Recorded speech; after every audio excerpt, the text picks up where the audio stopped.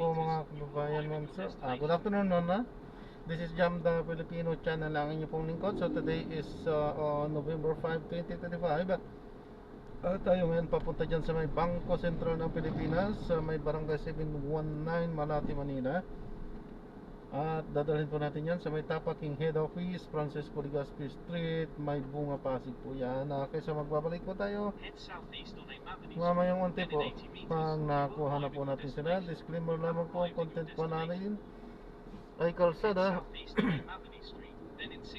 at hindi ang passenger. Kaya nga naman, sakasakali man po na may marinig kayo, mga pangalan ng lugar, pangalan ng tao, pangalan ng organizations, government or private, manyan, ay wala pong kinalaman ng channel na ito at wala pong pinapatungkulan. Lahat po na pinag-uusapan dito ay pawang dito lamang po yan sa loob at wala pong pinapatungkulan sa labas. Okay po, magbabalik po tayo mamaya konti pag nakuha na po natin sila. 16 sa 21.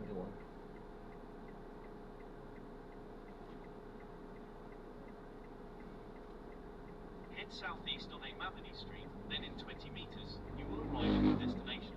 Ay, ay, ay.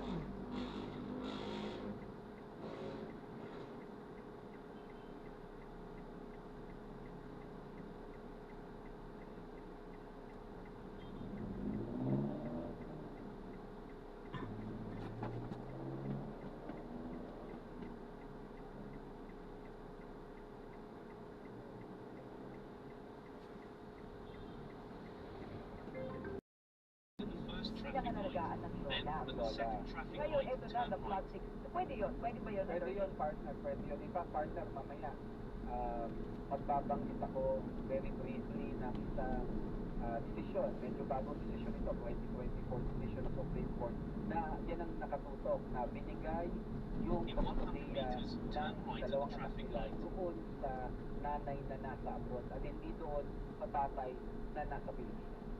So pwede palang mangyari yun. Pwede yung partner. Ito may sinasabi natin partner na generally, kung sino yung nandito sa Pilipinas na maaaring mag-alaga, sa kanya ibibigay. Ngayon, ang exception to the rule, ito nga partner, yung sinasabi natin, yung topic natin ngayon, na maaari ba na mabigyan ng kustodiya ang isang magulang na OFW samantalang malayo siya.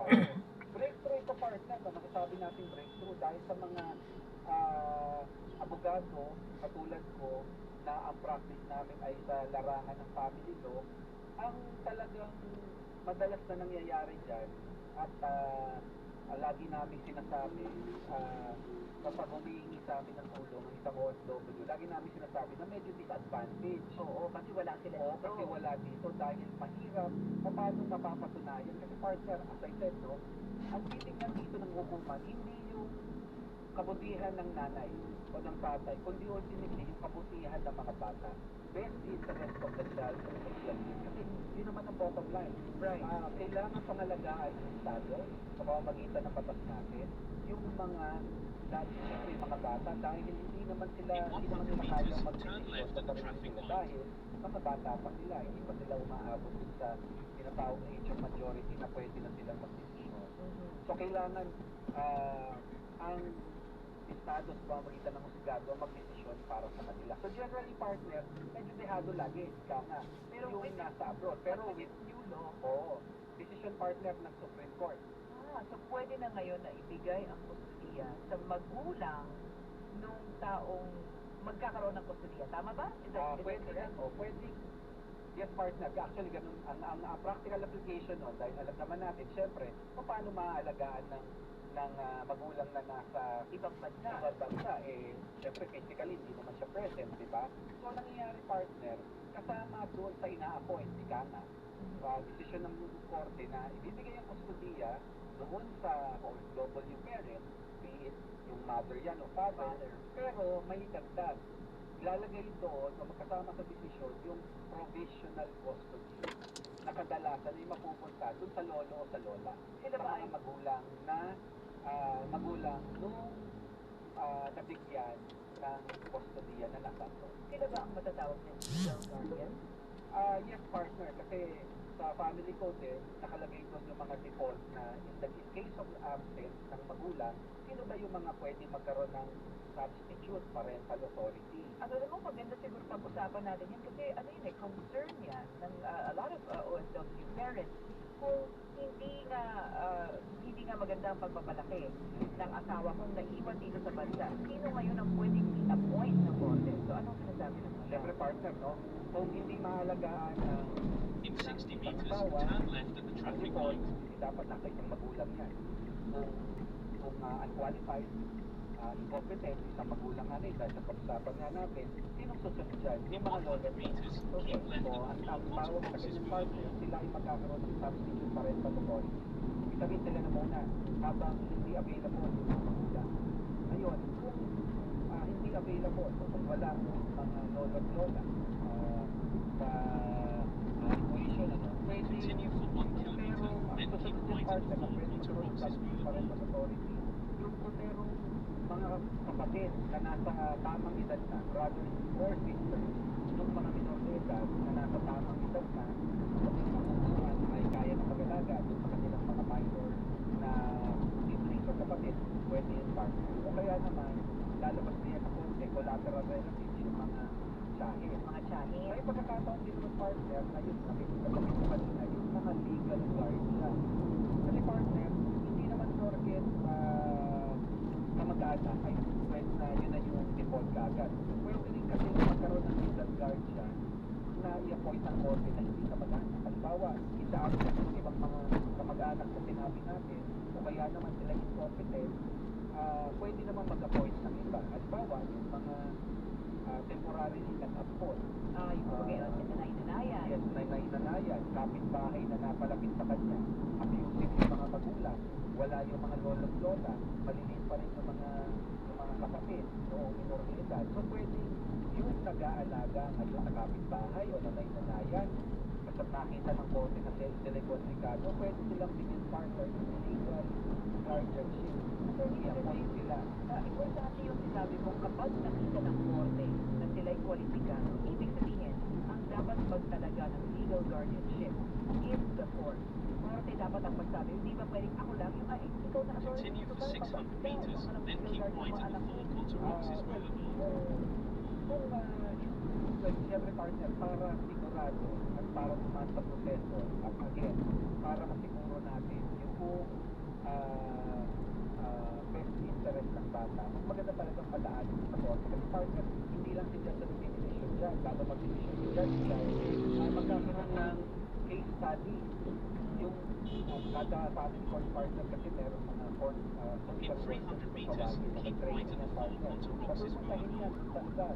Mag-i-interview yan, hindi lang doon sa mga involved na mga personalities dito, kundi sa mga kapitbahay, etc. So, bottom line, comprehensive to partner. Hindi lang ito kakahaka. At titingnan siyempre, always, ang titingnan is kung ano yung para sa kapakanan ng bata. Ng bata. Nako, attorney, alam mo dagdagan ko yan. In Kasi 100 pinakwento ko meters, sa'yo keep kanina. right at the Dahil hindi ko naman sinipil ang mga pangalan nila. Dagdagan natin ang kaunting. Imulong mo na lang sa akin mga Tayong dalawa at buong Pilipinas na nakikinig at buong mundo ay makakaalam na noong binigay ang kustudiya doon sa lalaki at bali ang nanay niya ang nag-alaga. Noong namatay ang nanay, ipinipilit ngayon ng lalaki na ang pag-alaga ng kanyang mga anak ay yung girlfriend niya na naiwan sa Pilipinas. At yun naman ang ikinagalit nung biological mother na naiwan dito. Magandang usapin yan. Ngayon, pwede ba yung gano'n, yung girlfriend ko, yung boyfriend ko na naiwan sa Pilipinas? Sabihin, may asawa ko. Yung naiwan dito, sa kanya ibigay, mamaya. Babalikan natin yan. Pero bago ang lahat, mga kapamilya, ang oras po natin, 25 minutes past 1 o'clock. Ibig sabihin, 1:25 na hapon. Oras sa din sa inyo ng Gcash. Basta may link, huwag i-click. SMS spoofing scam yan. Basta batas. Hello, attorney yan. Basta AMDZMN. Look sa Finger Plus app para tuloy-tuloy ang premyo at saya. At malay mo papadalihan mo ba ang jackpot prize sa first online live stream bingo sa Pias. Bingo Plus, bingo sa saya, mas na panalo. Visit www.agor.ph/regulatory. Keep it fun at agor.ph. Responsible gaming at agor.ph. Gambling is for 21 years old and above only. Gambling is addictive. Know when to stop. Huwag mo nang anak, nakakabahala, problema. In 100 meters, turn left at the traffic light. Ang Blem Expert is nagawa sa Laguna. Pinuto problema.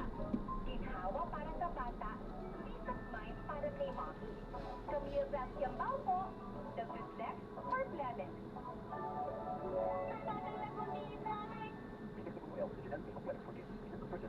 Mommy, agapan agad ang ubo at lemang nakabara. Ang batang lagundi, Planet. DCMM, número 1 sa aksyon. Christmas is here again! Ho, ho, ho, ho, mga kapamilya, ito na! Magkikita-kita na tayo para sa pinakamalaking Christmas party ng DCMM ngayong 2025. Sa December 5, Biyernes, pumunta sa Ayala Mall, Feliz, Marcos Highway, Barangay Amas Rodriguez, Pasig City para sa DCMM Servisyo Kapamilya. Pwede na pumasok simula alas 9 ng umaga at pagpatak ng alas 5 ng hapon, makikibanding na ang ating mga DCMM anchor at reporter. Sumali sa interactive games at makakatanggap ng mga regalo mula sa DCMM Radio Patrol sa Istreta at DCMM Teleradio. Meron tayong payong legal, aula leading, gupit, masahe at mga booths kasama ang ating partner brand. Agit ka na ng pamaskong handog natin, kapamilya! Basta AM, DCMM. Basta ba na? Hello, attorney yan!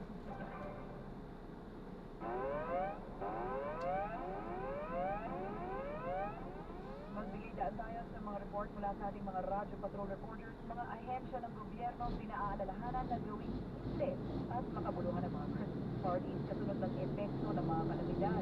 Narito ang balitang kumpirmado sigurado mula sa Malacanang hatid ni Radyo Patrol Christian Diosores. Christian, go ahead. Pinaalalahanan ni Pangulong Ferdinand Marcos Jr. ang lahat ng tanggapan ng pamahalaan na gawing simple at makabuluhan ang selebrasyon ng Pasko at Bagong Taon bilang pakikisa sa mga kababayang sinalanta ng iba't ibang kalamidad ngayong taon. Sa first briefing, ipinaabot ni Palace Press Officer at Communications Undersecretary Claire Castro ang mensahe ng Pangulo na nagpapaalala sa mga kawani ng gobyerno na mahalaga ang pagsusubang ng Pasko nang may pag-alala sa mga kapwa na nagsisimulang bumangon muli matapos ng kalamidad. Ayon kay Castro, ang kautusan ng Pangulo ay magpapakita ng pag-unawa ng administrasyon sa kalagayan ng mga biktima ng mga kalamidad, lalo na sa bahagi ng Visayas at Mindanao na dinamaan ang pintura sa gupit ng bagyo. Inaalalahanan din ayon ng Pangulo ang mga kawani ng pamahalaan na ipagsimong ang Pasko na may malasakit at kamalian sa kanilang mga kapwa. At yan ang balitang kumpirmado. Sigurado, ito ang Radyo Patrol. Mr. Diosores, DCMM. Maraming salamat, Christian Diosores. Department of Finance, hinimok na agad ipatupad ang hakbang na isip ang audit requirements para sa MSME. Balita mula sa Kamara, hatid si Radyo Patrol Pamela Velasquez. Go ahead, Pamela.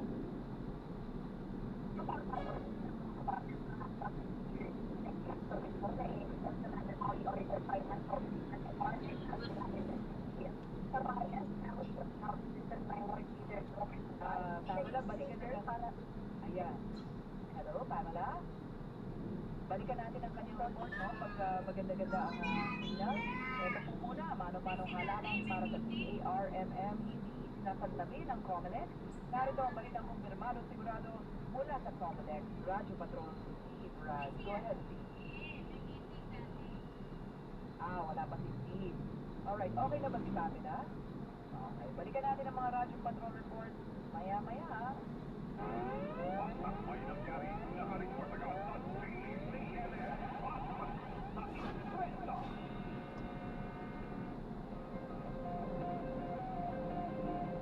Okay, balik muna tayo dito sa Hello Alert. Maya-maya, Pamela, balikan natin ang iyong report at si Steve Ram. Okay, mabilis ang attorney bago bumalik ang mga patrol reporters natin sa Juicy yun. Gusto ko malaman, pwede ba ang girlfriend or dating living partner o yung nakasama ng OFW na magkaroon ng custody para sa mga batang naiwan dito sa Pilipinas? Pwede partner, lagi namang may posibilidad, pero medyo malayo na siya doon sa listahan sa immigration na sinasabi ng family code. Di ba napag-usapan na natin, i-update to the parents, diba? Yung mga lola, mga kapatid, aunties, etc. So, medyo yung kapag sinabi natin na girlfriend, no, o kinakasama, pwede pumasok yan siguro kung ma-appoint ang legal guardian na dahil hindi naman siya kamag-anak. Siyempre, titignan pa rin dyan, at the end of the day partner, titignan pa rin dyan, yung kabutihan. Mas makakabuti ba sa mga bata na yung girlfriend ng kanilang tatay ang mag-aalaga sa kanila? Kasi partner, kahit sabihin natin, no, ang realidad dyan, kahit sabihin natin na pwedeng kwalipikado yung mga girlfriend, pero may emotional issue kasi dyan, partner. In less than 10 meters, turn left at the traffic light. Ng paghihiwalay ng mag-asawa, yung partner. Continue for 2 kilometers, So, then keep partner, left at pwede, to pero BDSA. kailangan kumansya doon sa kwalifikasyon. Ayan, okay. Narinig niyo yun ha. Pwede, pero kailangan dumaan sa kwalifikasyon. Balikan natin ang mga Radyo Patrol report.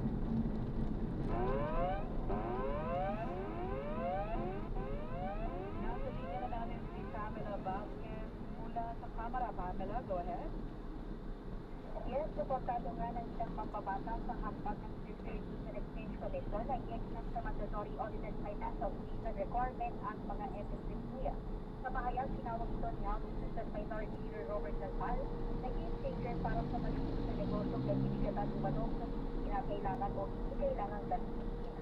Sa proposal, ang mga korporasyon na may total asset o direct liabilities na hinihigit sa 3 million pesos ay kailangan nilang maghati ng annual financial statement na certified sa ilalim o under oath ng kanilang treasurer o kaya ay financial auditor sa halip na sumailalim sa magastos na independent audit.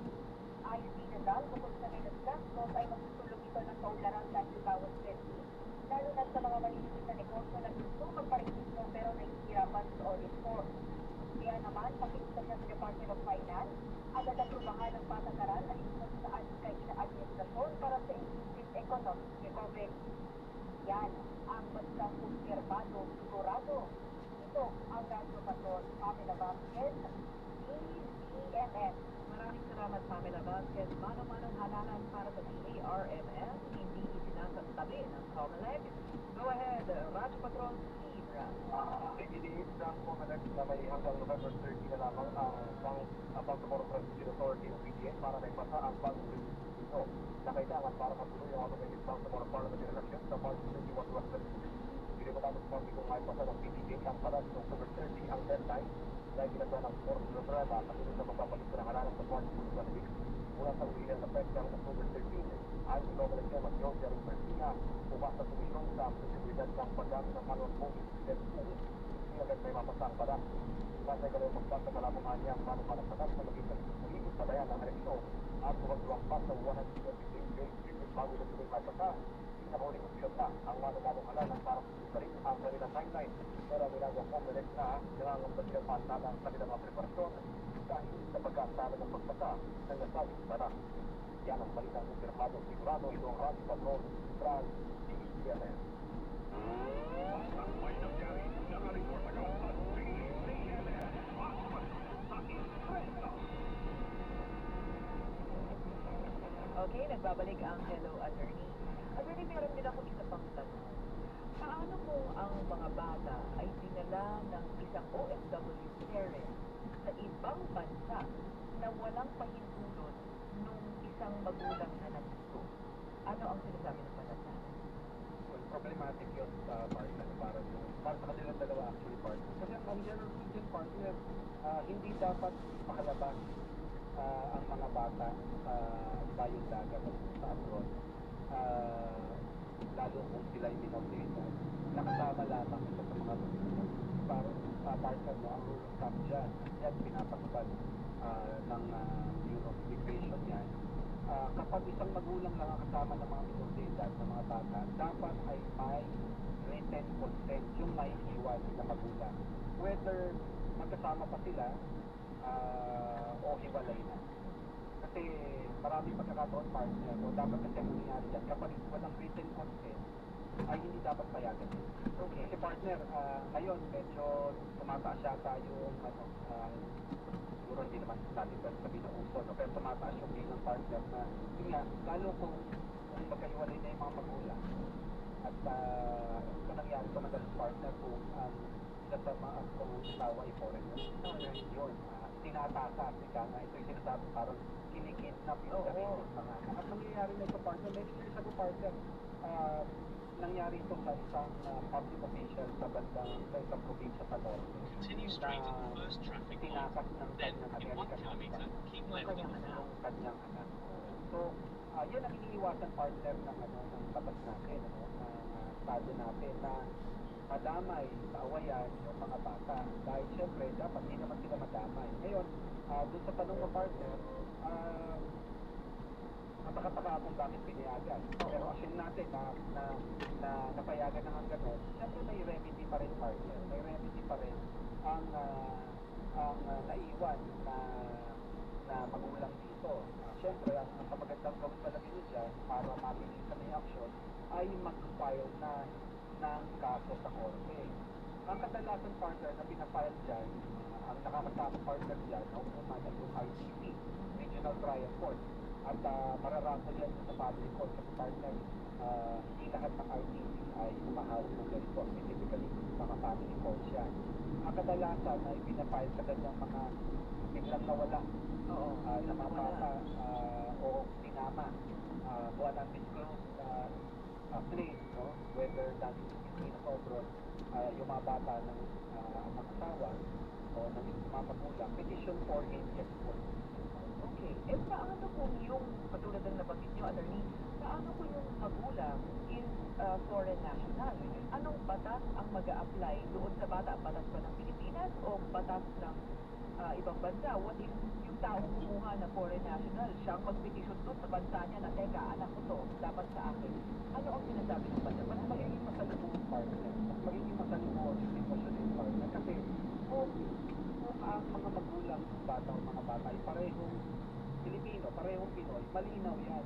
Nakalagay sa Civil Code of the Philippines natin na ang batas sa Pilipinas, ang batas o family law na Pilipinas ang makakasama doon sa mag-asawang Pinoy. kahit saan pa man Kahit saan pa man, yes, partner. Okay. Ang mananatiling mga Pinoy, kahit sila ay nasa bayong dagat, ang governing law pa rin na usapin ng pamilya nila, kasama ang custody dyan, ay yung mga ano pa rin, sa Philippine na laws pa rin dyan. Sabi ko nga, medyo naging masalimuot kasi kapag mixed marriage ito.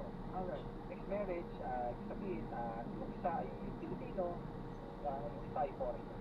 So pag ganun, partner, siyempre, magkaibang family o personal laws na yung masasakop dyan, yung nasasakupan dyan, siyempre foreigner, meron silang sarili pa ba? So sa pamilya, siyempre bakit meron din. So, titignan yan, partner.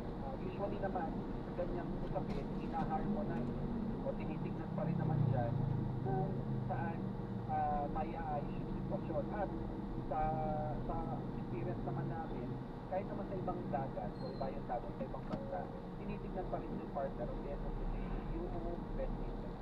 Okay, so ibig sabihin, kahit pa paano, pag-uusapan pa rin ng dalawang batas kung ano yung okay para dun sa bata. Mas mahirap ng partner kasi dalawang jurisdiction na yan. Yun na nga eh, di ba? Alright, meron tayong caller. Ito yung naiwan natin ng isang araw, ano? Si Grace. Ang tanong niya ay bigay yung support mula sa asawang Grace. Magandang hapon sa'yo. Grace, kasama natin po, madam. Yes, kasama natin po. Saan ka na naman yung kwento nyo nung nagkama ng pagkakulungan yung asawa nyo nasa Saudi? Bakit nga ba ang pagkaintindihan? Ako po ay driver senior na po. Opo. Sige po, ituloy po natin yung tanong niyo po para kay Edward. Continue for 1 kilometer, then keep left at the 4.2 EDSA. Isa po ako sa isang agency na makakatulong. Nakakuha naman ako ng mga parang personal information, pero hindi daw nila sa flow yung mga yung ganyan transport. Ang itatanong ko naman po, kung ang dapat kong gawin at paano ako makakagamit ko ng napagsanuhan ko ng photo. Wala naman parang makatulong kasi kailangan ko talaga kasi blind po ako. Yun nga po, yan po yung naiwan nga po mga kasabi ng mga grade. Mapanakula ko po bago po namin query. Ngayon po ba kumpirmado na ang asawa po ninyo ay nasa abroad? At kung nasa abroad, ang lugar po ba? Korean po. Ang problem po kasi ng mga ko, yan, ano po, nag-uwi daw siya noong December 2024, pero bumalik din siya noong February 8, 2025 doon. May information po, hindi po siya nag-communicate sa amin. Ma'am, pwede po nalaman yung mga detalye niya sa pag-uwi po niya dito at sa In pag-uwi. 300 meters, keep left and Yung forward to alam niya, EDSA. pwede po bang sabihin? Hindi nyo naman po kailangan banggitin yung pangalan. Yan po ba'y galing sa mga kaibigan ninyo? Meron po ba kayong mga anak? Po, isang malaking ano po, yung tungkol sa mga Enter left post lane, then in 100 meters, keep left at the Ma'am, fork. yung nasa sa may ortigas po, yun po yun. Hindi, pwede po banggitin naman po yun. Ayun po, ahensya na po. Anong ahensya po yan? Yung po ba yung Ang NW po, Department of migrant workers. So doon niyo po nalaman, para lang malinaw para kay Attorney Ha, Then keep ako, left hindi at may the para fork sa to inyo. EDSA So, towards nalaman niyo Wyoming, last year, Wyoming. 2024, na nakauwi yung asawa niyo, tama? Yes po. At saan niyo po nalaman, ma'am? Yung nga po sa DMW, kasi DMW. sa first information niya, tapos nagpunta po kami ng high school kasi parang may nag-tip sa akin na kamag-anak din niya po na umuwi siya. Pero nung hindi umuwi sa probinsya nila. Ayan. Pero nung bumalik, saka lang umuwi sa kanila. Kaya nagkaroon ako ng idea na pumunta po doon sa DMW. Nagbigay naman. Pero dumaan pa po ako sa isang lawyer para mag-request magdala ng sulat para hindi nila kasi may case sa privacy act na daw po. Tama naman po yung hakbang na ginawa nito. Kung napag isang araw, kailangan niyo po kasi ng abogado dyan para In 400 magabayan meters, kayo. keep left at the Ayun, fork to tama po yung EDSA pagpunta sa towards PAO para Wyoming, po hindi na kayo Wyoming. gagastat. Kayo naman po kwalipikado dahil wala naman kayong source of income. In fact, ay person with disability pa kayo. So tama naman po Pero ano, na kumuha po kayo ang na sabi ko, hindi ko na po sasabihin yung lawyer. Kasi Ay, hindi, okay po, kahit hindi niyo na po ano sabihin. po, okay lang po yun. Malinaw naman po dito ay tama po yung ginawa ng handa. Kung pupunta po kayo sa PAO. tao, Okay lang po yun. Tama naman po yung ginawa nyo na pumunta po kayo sa PAO para nga po magagalang kayo. Ngayon, ay naging na-question nga po sa inyo ay pumunta po sa DMW. Ngayon, matanong ko lang po, hindi bilang asawa po kasi kayo may karapatan para alamin kung nasaan mismo o sino ang employer ng inyong asawa. Kasi tama naman po, kayo po'y kasal, ano? Tama po ba? opo. Yun, kayo po'y kasal. Pero wala akong may pangalan ng employer pero wala akong address doon eh. Ano pong Ang nabigay sa inyo na agency na po, informasyon? wala daw po, nagsarado na po ng 2020. Continue Yun for po 1 ang hirap. kilometer, then make a side right onto Callion Avenue towards Linawin ko lang po Bonifacio ma'am, ano, Global ang City. sinasabi po ba sa inyo ng DMW ay base po sa record nila, o record po nila ay yung dati pang employer ng asawa ninyo na nagsarado na. Yun ba yung sinasabi nila?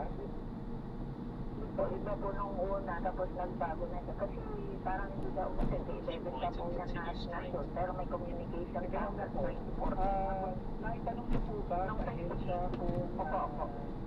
Yan, natanong niyo po ba sa ahensya kung sino na po ang employer niya o agency niya sa kasalukuyan? Kasi may record naman dito ninyo. Hindi, wala. Meron na ano nga daw po yung agency. Kaya ako nahihirapan po ako eh. Wala na yan. Well, medyo kaya ang talaga kung wala po informasyon. Kaya ko po tinatanong sa so, business lang pwede po magkaroon pero sa business dahil po pinasyon po namin na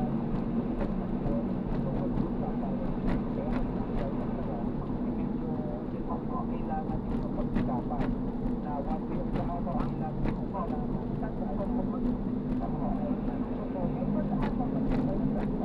Marami po nagtanong ako po, wala na po kahit sa isang agency niya na malapit sa OWA.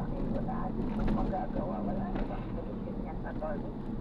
ang isang nakikita ko po na pwede mangyari dyan bilang punit mundo na lamang po maganda po na pag na-gempuhan niyo po, nabalitaan niyo po ulit na nandito sa Pilipinas siya, alam niyo naman po yung mga kamag-anakan niyan, eh makuha ho ninyo, o mismo makausap man lang, or makonfront po ninyo yung asawa niyo mismo. Kasi yun ho yung isang paraan para malaman niyo yung mga detalye tungkol sa kanya. Problema nga po at alam mo naman po iba eh. Parang kinukonsindi pa nila na magtatago itong kapatid nila mag-anak nila. Attorney, pwede ba niyang Kaya nga po i-compare? makita Opo. Attorney, pwede po ba niyang i-compare, let's say, yung pamilya? Pwede ba kung saan yung barangay, kung saan nakatira yung pamilya ng asawa niya na pag nandito ang asawa niya, ibigyan siya ng impormasyon Pwede yung partner pero dadaan sa korte. sa korte. Mukhang korte na po ang Talaga sagot yan. nito. Pwedeng subukan kung magkakalapit sila partner, ano? Halimbawa kung si Ma'am Grace at yung mga kamag-anakan nung kanyang asawa ay magkakalapit. Kahit hindi isang barangay, pero halimbawa nearby barangay, pwede niyang idulog sa barangay yan. Kasi kung masyadong malayo, eh, mahihirapan yung barangay na tawagin. O matawag. ang barangay naman po kasi, nagpunta na po kami noon, pinsan nila first cousin nila yung barangay captain. Kaya wala pong nangyari. At kahit ganun pa man, Kahit kahit ganun pa man, ma'am, hindi lang naman siya ang nag-iisang opisyal doon sa lugar ko. Kailangan yung paakyatin niyo na po kung talagang gusto niyo talagang habunin. Ngayon, base sa mga payo niyo, attorney, I think yung recourse talaga niya would be, tama po bang pagkakaisip ko? Korte na talaga. Hindi ba pagka-uuwi uli yung OFW, eh magkakaroon pa rin ng record kung sino ang magpapabalik sa kanya doon sa bansa? Yes, partner eh. Hindi pa yun nga eh. Sabi nga ni Ma'am Grace, no, nalaman niya yan dahil binigay din, sinupply din ng DFW, Department of Migrant Workers Affairs, no, yung kung kailan pumasok. Yes. Kasi partner dati ang tawag dito eh. Hindi ko na alam kung anong tawag na yun eh. Oo. POEA pa yan, bago makaalis, Oo eh. kailangan mag-renew. Mag-renew. Yes. Sa POEA ng PIDOR. Yes. Hindi ko alam kung ano nang tawag sa kanya. Pero definitely, requirement yan eh. Ng bawat OFW para nga maging malinaw, magkaroon ng record. Para rin naman kasi yan, makabutihan nila at makamagana ka, katulad ni Ma'am Grace, na ma-monitor kung nasaan na. Yan. So, sila talaga yun eh. Sila talaga. In fact, pwedeng nang pwedeng nang idulog talaga itong problema na ito. In 300 meters, make a slight right onto Callion Avenue towards Bonifacio Global City. So, Ma'am Grace, baka kailangan konting kulit pa, balik ulit sa DFW kasi nga hindi naman makakalipad ayon kay attorney ang inyong asawa kung talagang hindi na kumbaga wala nang kung wala siyang binigay ng informasyon. Pero unang-una sa lahat, oras po muna natin mga kapamilya, 1:49 na ng hapon. Ang oras na ito ay hatid sa inyo ng Gcash. Ngayong papalapit na ang Pasko, bukod sa stang at utak na regalo, umaapaw na rin ang tech scams. Huwag mag-click ng mga kahina-hinalang link para palagi tayong cheesy. Maging mapagmatsyag at mag-report agad sa otoridad para hindi mabiktima. Huwag hayaang sirain ng scammers ang diwa ng pagbibigayan at pagmamahalan. Isang paalala mula sa Gcash. Basta may link, huwag i-click. SMS spoofing sa yan. Gcash is regulated by Bangko Sentral ng Pilipinas. Hello, attorney. CCMM. Basta AM, TCMM. Ang programa ito ay natid sa inyo ng Lemex Forte European Cash. Maluwagang paghinga, tunawang klema. Basta lagutin, Lemex. Continue straight in this traffic Lemex light. 40 syrup and bottles. Pero para sa ginawang kailangan agad, Lemex 40 capsule and blister pack. Madaling bitbitin, kaya pupusa. Gawa sa natural na lagundi na tumutunaw at nagpapalabas ng plema. Convenient na, Continue ginhawa straight in pa. this traffic Lemex light. 40 lagundi and capsule. Basta lagundi, Lemex. Easy. Visit the is the generic name of Lemex 40. If symptoms persist, consult your doctor. At galang plema, tigil ang ubo. Maluwag ang paghinga sa Lemex 40. Basta lagundi, Lemex. Ang Lemex 40 Lagundi capsule ay mabibili sa pangunahing butika o drugstore na malapit sa inyo. Kapag alas 2 na, oras na ng pagtulong ang kaagapay ng bawat pamilya. Kung kapot kayo sa budget at hindi pa kapagpakonsulta, nandito po si Doc Denny. Action ngayon na! Amin pong pupuntahan po on Wednesday morning po. Hello, narinig po ba yun? Pupuntahan na daw kayo. Kasama sila Tita Winnie Cordero at Doc Denny. Lunes hanggang Biyernes sa DCMM Radio Control sa East Coast at Continue straight at this traffic light. Ang tunay na pangyayari sa ating bansa, dito pumasok sa nila Christian Yosores at Victoria Tulad, Sabado at Linggo, alas 6 ng umaga Continue on sa Calayon Avenue for 2 AMM kilometers. Radyo Patrol sa Ispresa at BCMM Tele Radio. Ang buhay at kabuhayan ang nakataya. Kailangan ng mga tagapagbalitang maaasahan at mapagkakatiwalaan. The morning news team you can trust for the news that really matter.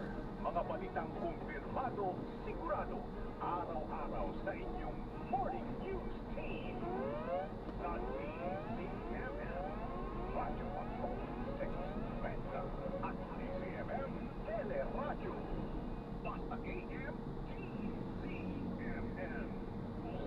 Hello, attorney. Continue straight at this traffic light. Nagbabalik kami sa Hello Attorney with Attorney Jojo. Attorney Jojo, bilang wrap-up lang doon sa caller natin kayo na si Grace. Ma'am Grace, kung nakikinig po kayo, tama na bumalik uli.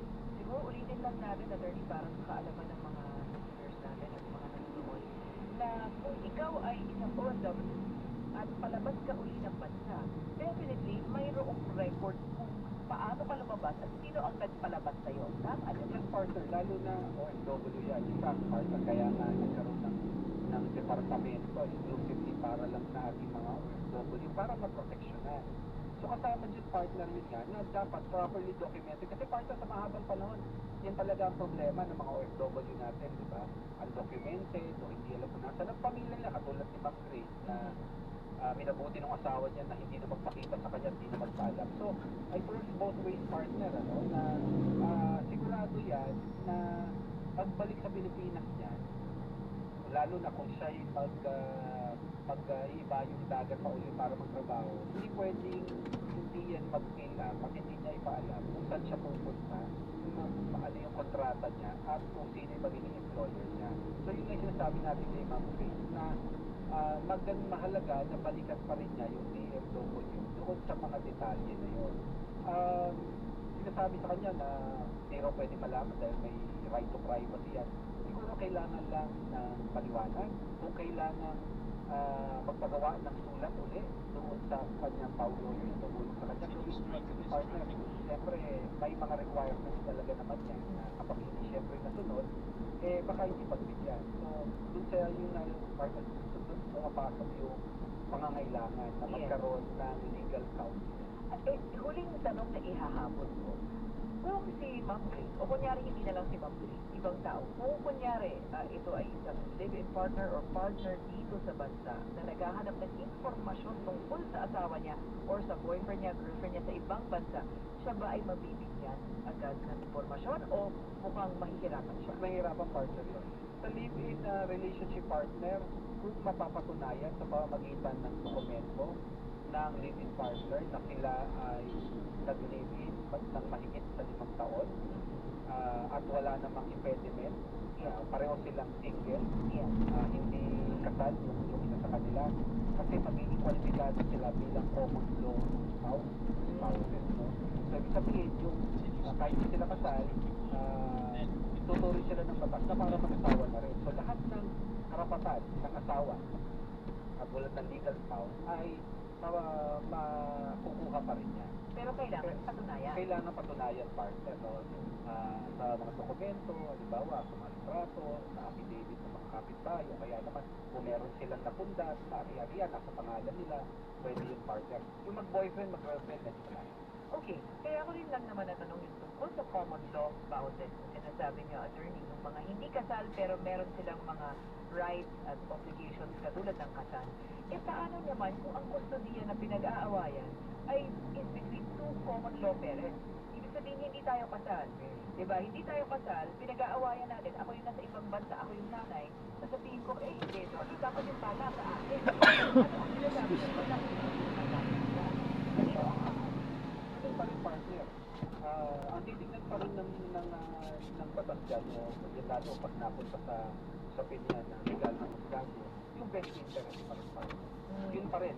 Ang bottom line partner, whether kasal o live-in relationship lang, yung ano pa rin, kung sino yung best interest of the partner, sinasabi ko syempre dyan partner na lalo kung minor de edad at hindi kasal, ang default ng custody dyan ay nandun sa nanay. Sa nanay. Sa nanay. Pero na lang kung yun nga, incompetent yung nanay. Or kung yung nanay nasa ibang bansa, pwedeng ibigay yung custody dun sa kanyang nanay. Nanay nung nanay, yung lola. Oo, yung sa lola. Provisional custody ang tawag na gano'n. So, pwede yung partner. Baka naman pag-usapan na rin lang ang custody. Baka naman isipin ng mga nakikinig sa atin or yung mga susunod na ang custody ay kung kanino lang, siya na yung gagastos, siya na yung magpapalaki. Ano ba ang sinasabi ng batas? If one of the parents has the custody, kung yung custodiya ay nabigay dun sa isang magulang, absuelto na ba sa lahat ng mga obligasyon yung isa? Ang sagot partner ay hindi. Kailangan maniwala. pa rin partner. O, Shared tama yun. parenting. Pero maganda yung tanong mo na yan kasi ang akala ng ibang magulang kapag sabihin, hindi sa akin napunta, custody ng anak natin o mga anak natin, bahala ka dyan. Bahala ka na dyan. Hindi partner. Ibang usapin yun. Yung pagbibigay ng financial support, tuloy-tuloy pa rin yan. Okay. Lalo na sa tatay, no? Primary breadwinner. So, kahit whether mapunta sa tatay, yung custody o visitation rights lang sa kanya, yung obligasyon niya na sumuporta lalo sa pang-financial na aspeto ay nandoon. Hindi mawawala yung partner. Basta pareho silang, basta may hanap buhay sila, kailangan nila gawin yung obligasyon. Alright, habol po. Visitation rights, ito ba ay isang karapatan na dapat makuha ng lahat ng magulang o may mga pagkakataon ba na hindi siya bibigyan ng visitation rights ng korte? Ang general rule dyan, partner, kapag isang magulang ay binigyan ng custody, yung ika nga, sabihin natin natalong magulang, hindi nakako ka, o natalong magulang, hindi nakako ng custody, automatic yun, bibigyan ng visitation rights yun. Pero nalaman yun nga, kung incompetent talaga siya, kung nananakit siya. Yes, pwede ko bang kunyari, alam kong nananakit siya as a father sa mga anak ko, abusive siya. Pwede ko bang ihiling sa korte na ayokong makita siya ng mga bata?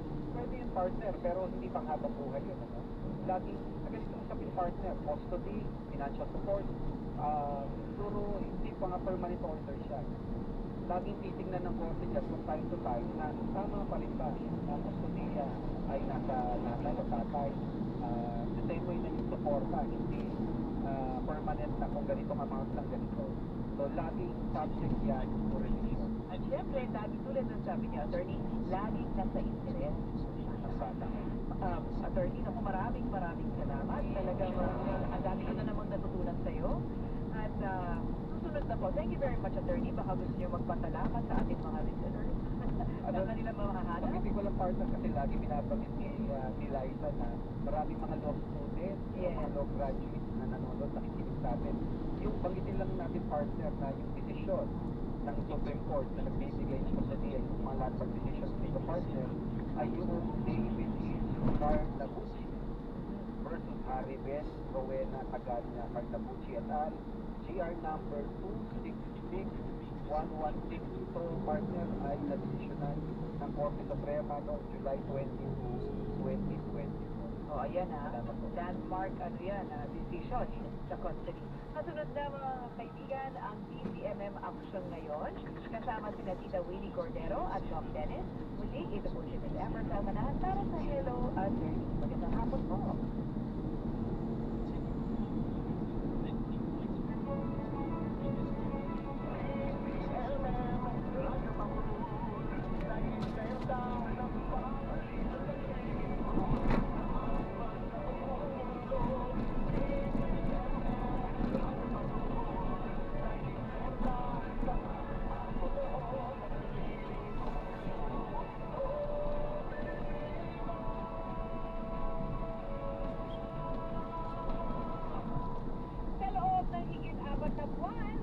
Ramdam namin ang inyong suporta at pagmamahal dahil isa na ang DCMM Radyo Patrol sa Istrenta sa mga nangungunang AM radio station sa Mega Manila at ayon yan sa third quarter Qatar Media Radio Study.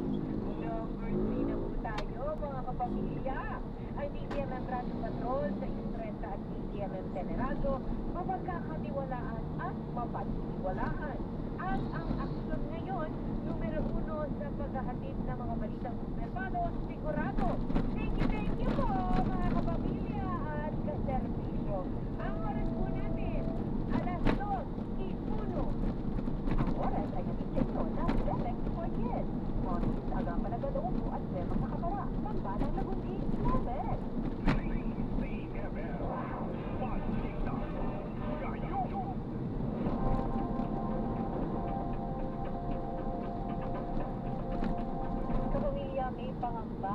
kabilang consumer group sa Palengke to RPH program ng DILG at Bangko Sentral ng Pilipinas. Sa Palengke to RPH program, maaari nang gumamit ng QR code bilang pambayad sa mga pinamili sa palengke. Sa panayam sa DZMM, iginis ng Consumers Union of the Philippines President Rodel Taton na maaaring maging problema ang accessibility kabilang ng issue sa signal at kakayahang gumamit ng mga mamimili. Pinangangambahan ding maaabuso at magamit sa panloloko ang nasabing programa.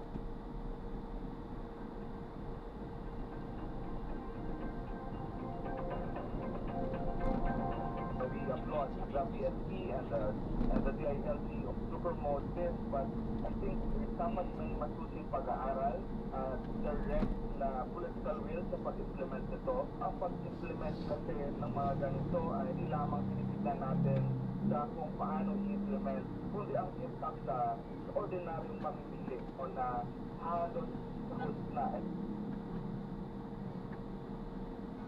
Sa ibang balita, higit 4 na bilyong pisong halaga na umunoy mga irregularidad sa flood control project sa Davao City, pinunaan ng ilang kongresista.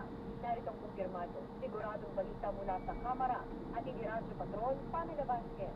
Ma'am. Sa isang nasabing flood control project na itinatupad sa Davao sa Pina River mula 2019 hanggang 2022. Sa pulong bantaan, sinunyan ni House Deputy Minority Leader Antonio Sillo na base sa kanilang pagsisiyasan gamit ang datos mula sa DPWD sa project document, mayroong mga pinansyal kontrata sa mga nasabing proyekto. Sa kabuang 121 flood control contracts na nagkakahalaga ng 6.06 million pesos, 80 sa mga ito na umaabot sa 4.35 million pesos ay tinukoy bilang red flags o indikasyon ng irregularidad. Ayon kay Representative Nino, may mga palatandaan na ilan sa mga proyekto ito ay specific ghost project. Nakitaan ito ng double funding, pagbabago ng lokasyon, overpricing at walang malinaw na specification. Dagdag pa ito na pag-alamang 4 billion pesos sa kabuang halaga ay congressional insertions umano na hindi kasama sa original na National Expenditure Program o NEP. Itinatupad umano ang mga proyekto ito sa ilalim ng tanggapan ni Davao City First District Representative Paulo Duterte. Binanggit din ninyo na sa 68 proyekto sa Davao River, 54 ang napansin irregularidad. Sa Manila River naman, 28 proyekto ang may kaparehong obserbasyon. Dahil dito, nananawagan nito ng masusunod ang mga nasabing proyekto. Anya, mag-aalitan ng solusyon para imbestigahan ang mga irregularidad. Iniwag din niya ang COA at CIS Ombudsman na magsagawa ng kanilang investigasyon. Yan ang balitang kumpirmado, sigurado. Ito ang Radyo Patron, Pamela Vasquez, DZMM. Maraming salamat, Pamela Vasquez. At yan ang mga balita basta may nangyari na ma-report agad sa DZMM.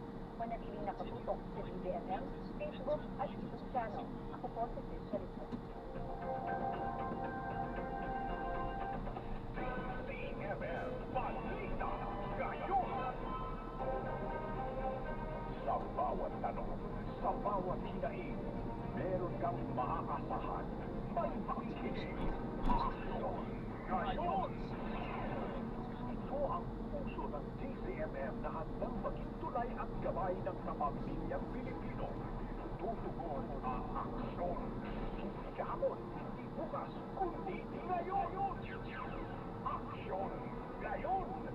Kasama ang tatak ng pagsiservisyo, Winnie Correno. At ang katuwang sa kalusugan at public service, Tom Dennis. Ito ang DZMM. Aksyon! Ngayon! Aksyon! Ngayon!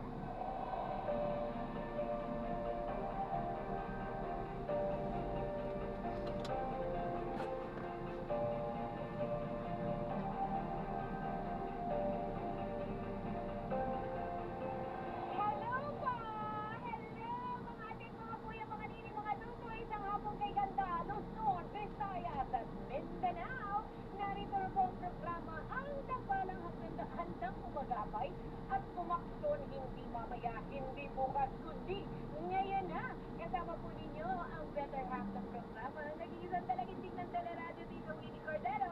DZMM Action ngayon ang programang maghati ng isang oras ng iba't ibang kwento ng pag-asa at pagkakaisa. Mga kwento ng buhay na magbibigay aral at inspirasyon. Ako, si Doc Dennis, ang inyong katuwang sa paghahanap ng solusyon at ito ang Action ngayon. As usual, meron po tayong mga panawagan dito sa ating programang ating tutugunan o harinawa. Unang-una itong ating action solusyon na dumudulog dito sa DZMF action ngayon na unang mula tatay na nasa Danao City, Cebu. Alam naman natin, is na lindol. Pagkatapos nahagupit ng Pilipino, wala silang komunikasyon sa kanyang tatay, kaya tayo mananawagan. Tama. At susundan natin siyempre kung bukas ang klinika sa Israelta. Yes, you did it yesterday. Yes, dahil meron special coverage, no? Ang pag-usapan natin ay gastritis. Uy, special people. Right. Yes. O baka meron kayong mga katanungan tungkol sa gastritis. Yun na yan. At pag-uli may mananawagan din naman sa nawawalang kaanak. Kaya tutok lamang baka isa kayo na makakatulong sa ating mga panawa.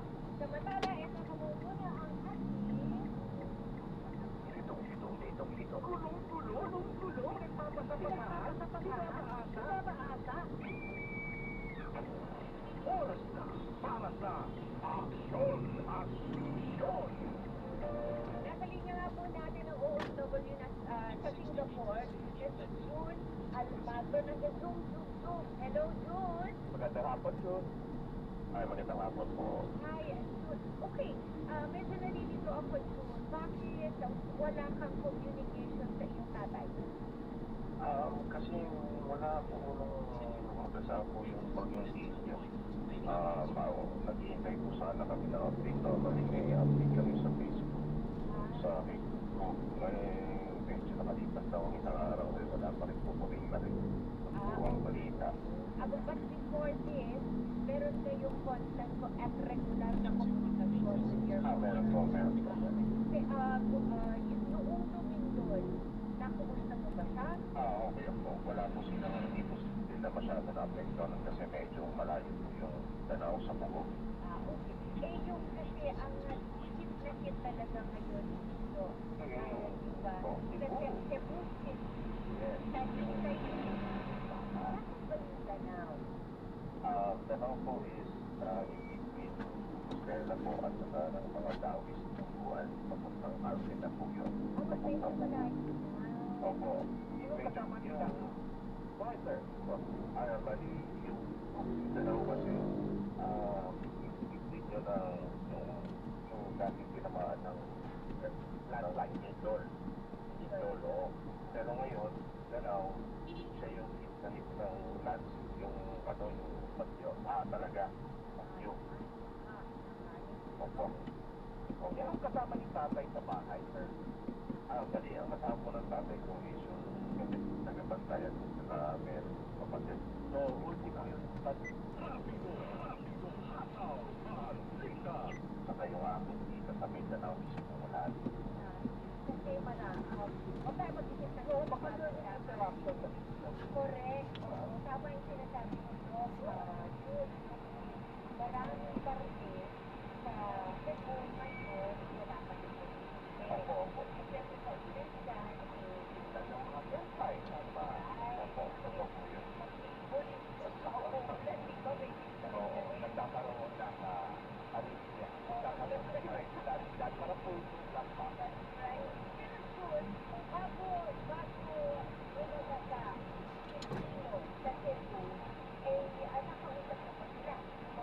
Opo. Okay po naman po sila.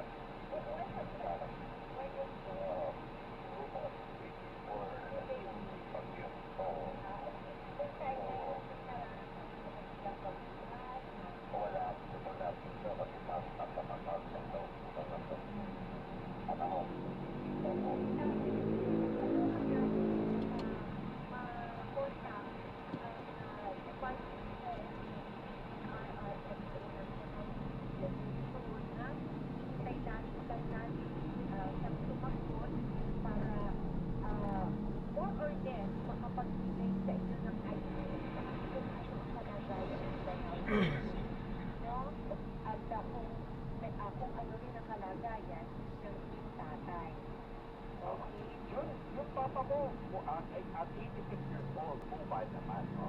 Wala na problem mo. Medyo very natatag po siya pagkakas.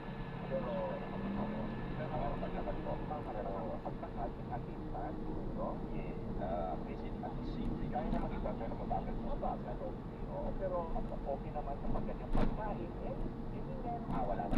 Pero yung medical condition that requires sabihin natin maintenance, treatment, maintenance po, yes. May mga medications siya sa normal po sa high blood. Wala diabetes naman? Wala po. Wala naman. Okay. Wala ng high blood.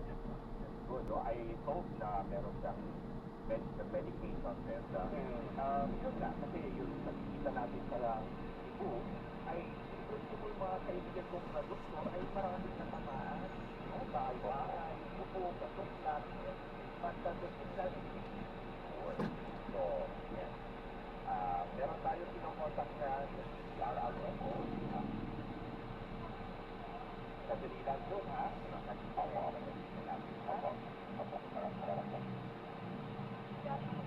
Hello, Shopee. Shopee daw ay medyo Shopee ang signal department head natin. That's why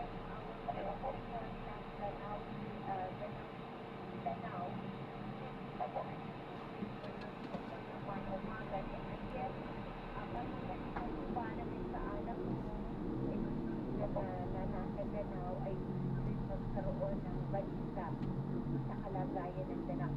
Just hold on a little bit.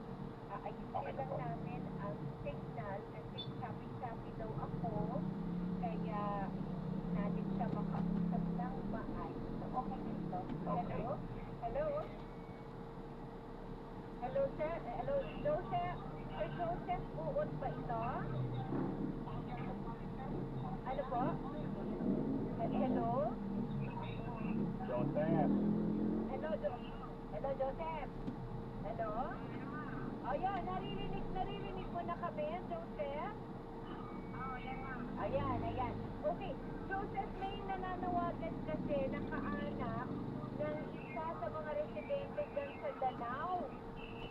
Meron ba kayong mga na-evacuate na taga Danao?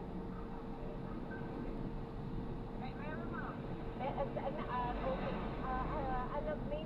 Meron ka bang pangalan na nakalista dyan? Anong pangalan ng tatay mo, Jun? Maria Leslie ko po is Salvador Almagro. Salvador Almagro. May listahan ba kayo, Joseph? At yung tita ko po is Cristina Laurel. Salvador Almagro, sabi ng anak niya, ito pagilan daw, doon siya sa likod ng kapilya, tapos sinabi yung anak ng pasyente, yung sinabi mo ni Salvador Almagro, sabi ng anak niya, pupunta siya dito sa office namin para makatawag sila. Oh, wow! Okay. Nakausap niyo pala. Ayaw sumama. Hindi pupunta sa office. Ayan, siguro ako naiyak. Okay, so, live and alive ang ating si Papa Salvador Almagro Jr. Sige, okay, yung mga kasama niya sa bahay, okay din? Joseph? Sinabi naman, pupunta siya dito, tapos, lumakan na kami kasi may emergency kasi pinuntahan namin. Okay. Pinangihan ko lang yun. Okay, very good. So, yung mga kasama, meron kasamang auntie na nandoon. Saka nag-aalaga. Kompleto sila sa likod, sa chapel. Sabi ng anak niya, ma'am. Yun ang sinabi ng anak na yung lalaki. Yung anak na lalaki. Okay. Sige, Joseph. Babalikan ka namin, ha? Kung paano makakapag-usap si Mang June, si Mr. Salvador Almagro Jr. at saka si June din, ha? Thank you, Joseph, ha? Thank you. Ay! Hindi mo muna ako makakausap mo kasi may pupuntahan kami. Wala na akong signal. Okay, sige. Ingat. Sige, Joseph. Maraming salamat, ha? Dagang salamat, Joseph. Okay. Joseph. yun. Tama ba? Tama ba? Sa likod ng kapilya, bahay ba? Opo. O tama ang description. Napuntahan pala at maayos naman ang kalagayan ni mama mo. Oo nga, Hindi pa ulit po sana. oo naman, kompleto sila. Maayos sila. Meron Ay, ito silang, po kasi yun eh. Okay. meron silang sinasabi na kapatid mo. May kapatid ka ba na naiwan? Opo. Lalaki? Yun ang nakausap. Tapos okay naman daw silang lahat. Yun. Sige po. Okay. Maraming salamat po. Pupunta sila sa office ng CDRRMO ng Danao para dun yata ikaw yung matawagan kasi siguro wala silang way na matawagan ka doon sa kanilang evacuation site. Kalma lang dun ayos ka lang. Okay po. Naiiyak naman ito si John. Naiiyak naman kami sa iyo. Doon ayos na. Okay na si Papa. Sige, focus ka lang sa sarili mo dyan, ha? Okay. Sige po. Ingat ka. Sabi si John Almagro po yan. Pinapanawagan ng kanyang tatay. 84. 86. Si Captain Salvador Almagro Jr. Right. Maraming salamat kay Joseph Buon. Isa po siyang ambulance staff na pumunta mismo doon sa Kinaron sa bahay. Nakita sila Papa Salvador Almagro Jr. sa likod ng kapilya. Talagang in-describe niya, kaya alam ni June na tama ang lugar na pinuntahan at yung tao, papa niya. Maraming salamat. Maraming salamat. Nagmamalasakit. Thank you so much sa inyo. Lahat. Ito tawag ko na sa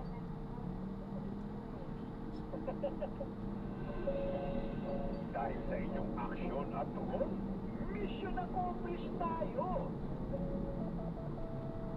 Ang oras natin alas 12:18 ng hapon.